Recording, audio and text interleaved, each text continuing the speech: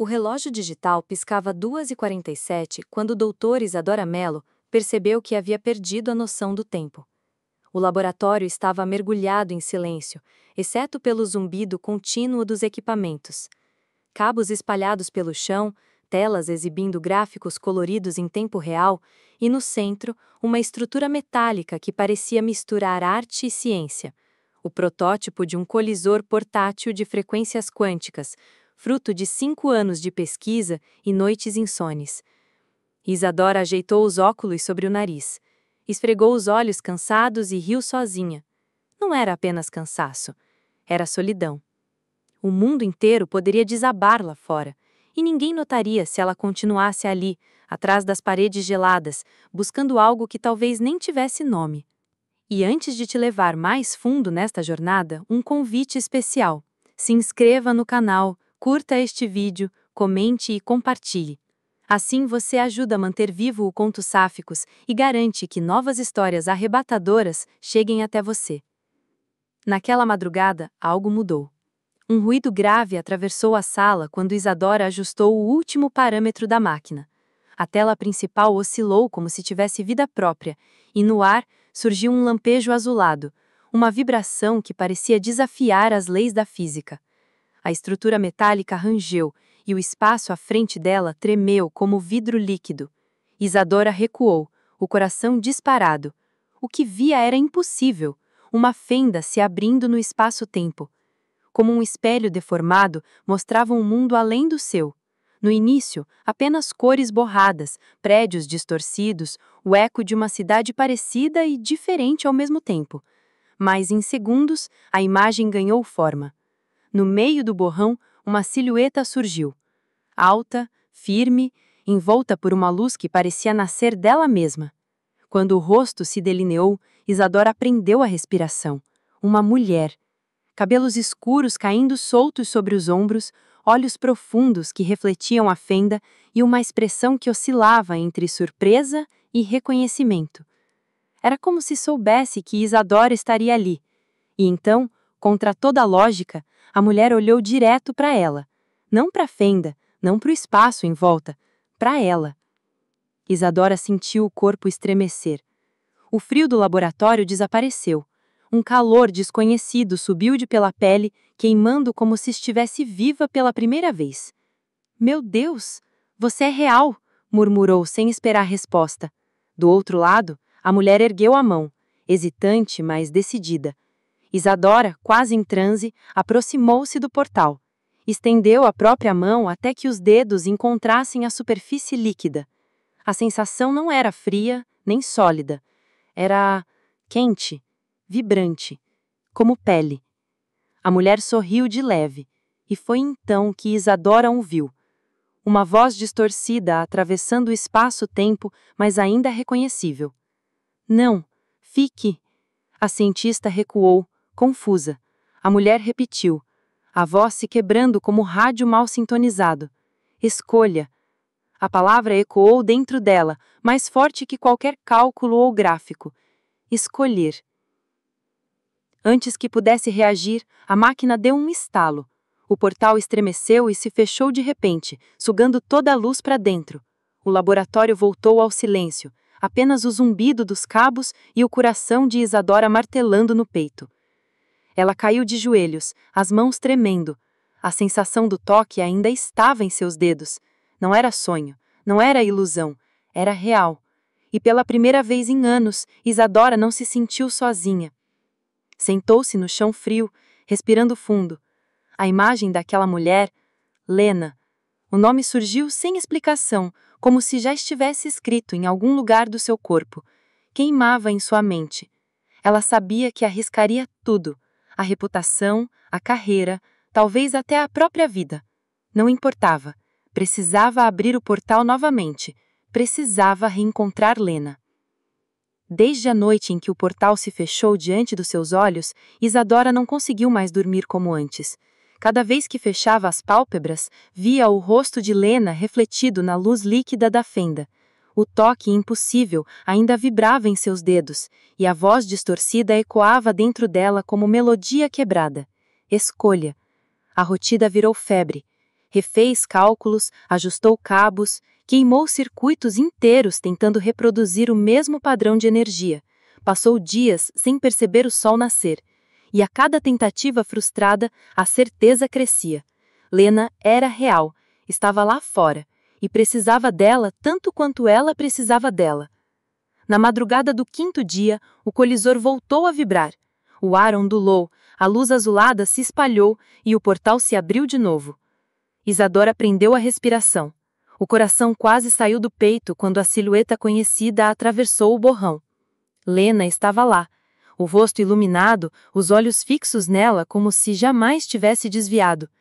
Dessa vez não havia apenas surpresa, havia alegria, uma alegria urgente, quase desesperada. A violinista do outro mundo, Isadora percebeu que Lena segurava um violino contra o peito. Ergueu a mão agora, outra vez. Isadora repetiu o gesto. A superfície líquida vibrou, e ambas estremeceram ao sentir de novo o calor atravessar dimensões. Você voltou, disse Isadora, lágrimas marejando os olhos. A voz de Lena chegou entrecortada, mas mais clara. Nunca fui embora. Esperei você. Os minutos seguintes foram uma sinfonia de tentativas. Lena falava em fragmentos. Risco. Portal. Escolha. Isadora tentava responder, mas o som não passava. A única comunicação plena estava nos gestos. Mãos contra o vidro líquido, olhares demorados, sorrisos que diziam mais que qualquer palavra. O desejo cresceu no silêncio entre falhas elétricas. Isadora encostou a testa na superfície azulada, do outro lado, Lena fez o mesmo. Foi como um beijo impossibilitado e ainda assim arrebatador. A sensação percorreu seus corpos como corrente elétrica, pele arrepiada, respiração falha, corações em compasso único. Naquele encontro, Lena conseguiu transmitir algo mais. Um desenho com os dedos contra o portal, traçando círculos e linhas que lembravam coordenadas. Isadora entendeu. Era um convite, uma forma de abrir o portal de maneira estável, de criar a passagem definitiva. Quer que eu vá até você? Perguntou Isadora, sem esperar resposta. E então, mesmo com a voz falhando, Lena disse: sim. A palavra atravessou o tempo e o espaço como promessa. Nos dias seguintes, repetiram os encontros. Cada abertura do portal era uma explosão de emoção. Não podiam se tocar de verdade, mas encontraram formas de criar intimidade. Lena tocava ao violino para Isadora e cada nota parecia acariciar sua pele. Isadora dançava pequenos movimentos, como se fosse coreografia feita só para ela. Era sensual de forma inesperada. Um dedilhar de cordas que parecia beijo, um giro suave de quadril que parecia abraço. Não havia corpo, mas havia magnetismo. Um desejo tão forte que rasgava a realidade. Mas a máquina sofria. Cada vez que o portal se abria, as luzes do laboratório oscilavam. Os cabos aqueciam, os alarmes soavam. Isadora sabia que não conseguiria sustentar aquilo por muito tempo. Precisava decidir, manter Lena como visão distante ou arriscar atravessar. Na última noite antes da estreia do grande teste, ela encostou a mão no vidro líquido e sussurrou: espere por mim, eu vou escolher você. Lena sorriu, lágrimas escorrendo do outro lado, e então o portal se fechou. O laboratório parecia respirar junto com Isadora naquela madrugada. A máquina rugia como fera contida, os cabos vibravam, e o portal ganhava forma outra vez. Só que desta vez não era para observar, não era para sentir de longe, era para atravessar. Ela havia ajustado os cálculos conforme os símbolos que Lena desenhara contra o vidro líquido. Sabia que havia risco, poderia não haver volta, poderia haver morte no meio do caminho, mas não se importava. O vazio da própria vida já havia sido pior que qualquer perigo. Eu vou escolher você, repetiu como mantra. A luz azulada se abriu em arco, o espaço diante dela tremeu como membrana viva. O coração disparou, os músculos se contraíram, respirou fundo e, sem pensar mais, mergulhou. A travessia foi uma onda de choque. Luzes cortando a pele, frio queimando as pálpebras, um estalo nos ossos como se o corpo fosse quebrado em 1000 pedaços. Mas do outro lado, havia calor. Havia Lena. Isadora caiu de joelhos sobre o chão de pedra. Ao levantar o rosto, viu-a, Lena, ajoelhada à frente dela, estendendo as mãos. Dessa vez não havia vidro entre elas. O toque foi real, pele contra pele. Mãos quentes, dedos fortes, respiração ofegante. Isadora sentiu lágrimas brotarem sem controle. Você existe. Lena sorriu, as próprias lágrimas descendo pelos cantos dos olhos. E você atravessou. Elas se abraçaram como quem volta para casa depois de anos perdida. O beijo veio inevitável, profundo, quente, faminto, e ao mesmo tempo cheio de reverência, como se ambas tivessem esperado por aquele instante desde antes de nascer. O mundo em volta desapareceu.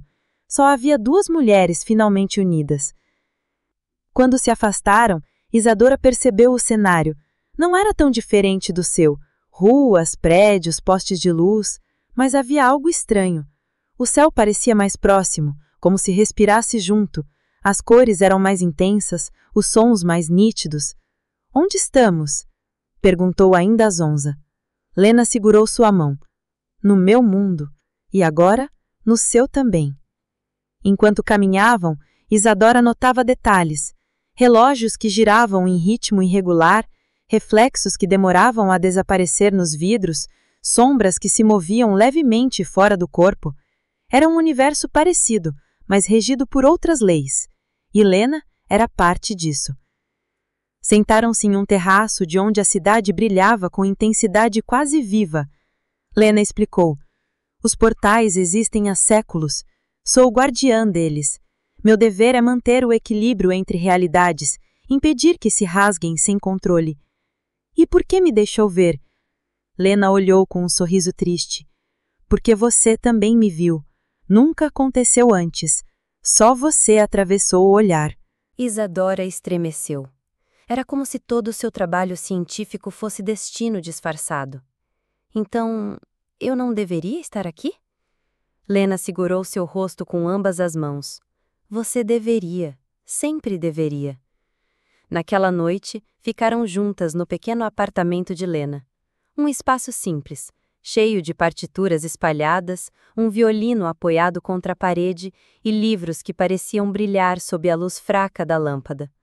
Deitaram-se lado a lado, as mãos entrelaçadas.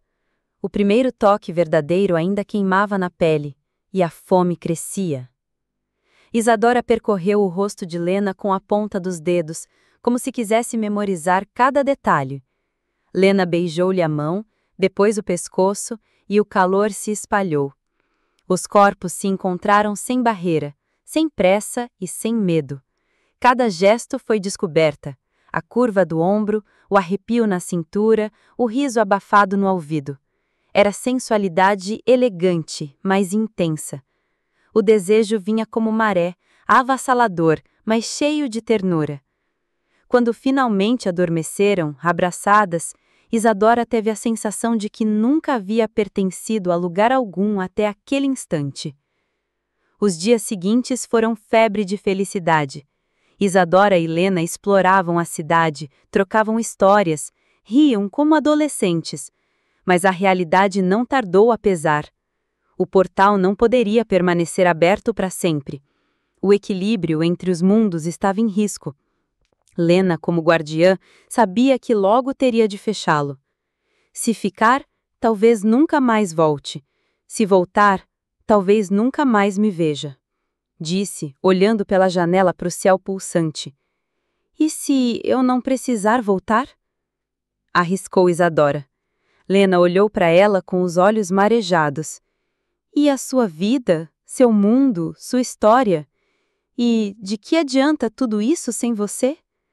Na véspera do fechamento, o portal vibrou sozinho, sinal de instabilidade.